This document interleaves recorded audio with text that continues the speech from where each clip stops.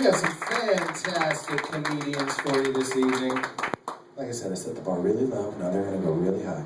Okay, here we go. The first comedian coming to the stage is a transplant to Old Huntsville, Alabama. He's been here a little while, and he's been active in the comedy scene. He's a very funny man. I get to see him all the time. He makes me laugh, and now he's going to make you laugh. His name is Joel Elliott.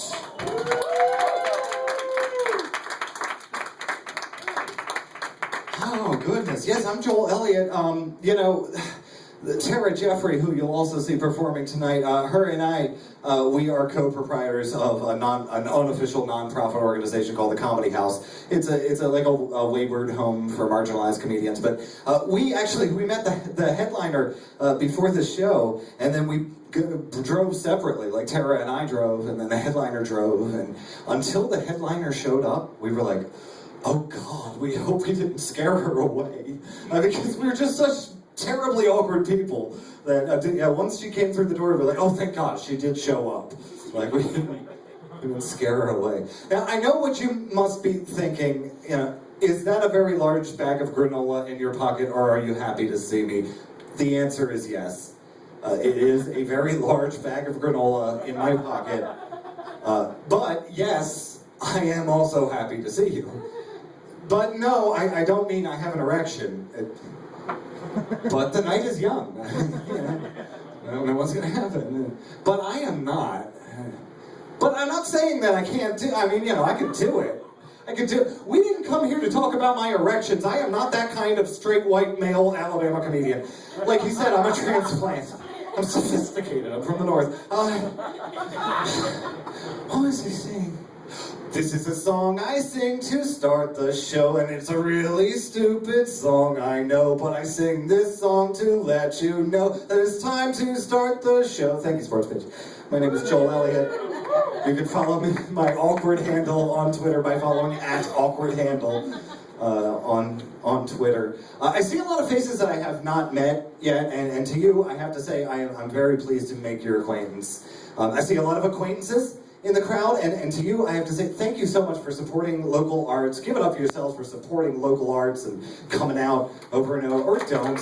You can if you want to. Don't make me make you do things. To the acquaintances, I say thank you. Thank you for coming out and supporting the local arts. I see a lot of close friends in the crowd, and to the close friends, I have to say, stop being so dramatic. Like, why are you so dramatic all the time? It's always a crisis with you. No, don't get me wrong. I love you. You're my friend. I want to be friends with you. It's just so hard to get close to somebody that's having a great... You realize that it's not life doing this to you. Like, it's how you're coping with life, that there's a crisis every other day. I didn't come here to lecture my friends, although I tend to do that with my stand-up comedy sets. I came here to tell jokes. And I've got a good one for you. You guys are gonna love this one. Okay, ready? Yeah.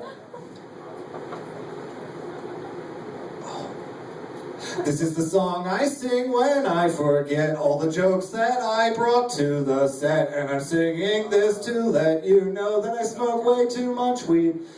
Thank you, Sports Page. I'm Joel Elliott.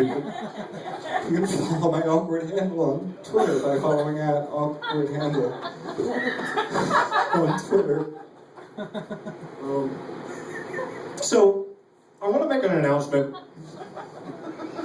Like I said, Miss Tara Jeffrey and I run an unofficial nonprofit organization that helps marginalized comedians get back on their feet. It's called the Comedy House, and we are definitely a nonprofit organization, mostly because of all the weed. And so I want to announce tonight, because we've been talking about this for a long time, and finally, I want to announce that the Comedy House is now officially drug-free. We're drug-free, guys. Comedy House is drug-free. We did all the drugs. There's none left. I guess what I'm saying is, does anybody have any drugs? We can talk about that after the show, I guess. This is the song I sing when I realize that I didn't bring enough to fill the time, and I'm singing this to let you know that I'm stretching out for time. So, okay, there's a local comedian, Nick Perez, he's got me pegged. Yeah, he's a good guy. He's a pleasant boy. And he's got me pegged. He says that whenever Joel Elliott does a set, three things happen. He says something passive-aggressive. For some unknown reason, he sings something. and then he tells you all about his life. And so we're at that point now, and I want to tell you about my new hobby. When I came down to Alabama, growing up, I knew about Chief Justice Roy Moore of the Supreme Court of the state of Alabama. I knew about Roy Moore. I thought that he was like an Easter Bunny thing. I thought he was made up to represent all the ludicrous decisions that this state government makes. I really thought he was a made-up guy. I got to town and I was like, oh my God, Roy Moore's a real dude, and he's right over there. And so I started writing satirical articles about Roy Moore to poke at him. In April I said he shut down the gay bar, which was believable enough that people were upset and they shared this. And so then we started doing this sketch comedy show, Hullabaloo, and we were going to do it on August 29th, but we weren't ready. We just didn't have everything ready for the show, so we were like, oh, we're going to have to postpone the show. This is a bummer. And I was like, let's spin this, guys. Let's claim that Roy Moore shut down the show. And it got so big, people kept getting upset and spreading this. We made a fake letter on letterhead. That was our downfall. But people started spreading it and got to a point where it was a thing, And Chief of Staff Ben Dupree of the office of Roy Moore, the Chief Justice of the Alabama Supreme Court, he sent us some threatening messages. And he was like, take this joke down. And the joke in the first place was that I was joking that the office of Roy Moore told us, stop making jokes. And then they found our joke and they were like, we never told you to stop making jokes. Stop making jokes about that, or we'll sue. So I look up Ben Dupree's Twitter feed, because he was actually a very nice, cordial, professional man. I love you, Ben Dupree. But I looked up his Twitter feed. He's a dick to the White House. He is a dick to the White House, and he's a dick to Planned Parenthood, and I was a dick to him, and he was like, I'll sue. And I was like, excuse me, Mr. Ben Dupree. So Mr. Ben Dupree is now my new hobby. I was making fun of Roy Moore at first. Now I'm making fun of Roy Moore and Chief of Staff Ben Dupree, because he's on my radar. And I recorded a radio interview this morning that is going to air tomorrow morning, just promoting the Rocket Wrangler, which you can go to rocket-wrangler.com, where all these satirical articles happen, and soliciting minions from Pennsylvania to help me poke fun at state government in Alabama. So this will probably be my last performance. I don't know if this is going to go well. I announced on Pennsylvania radio that my next article is going to be about how Roy Moore and Chief of Staff Ben Dupree are dating.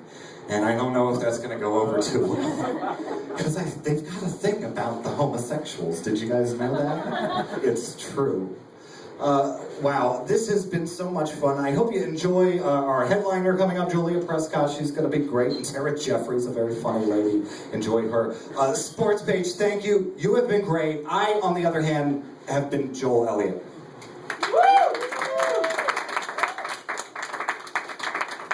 Get your fucking granola off the stage. Hippies use the back door.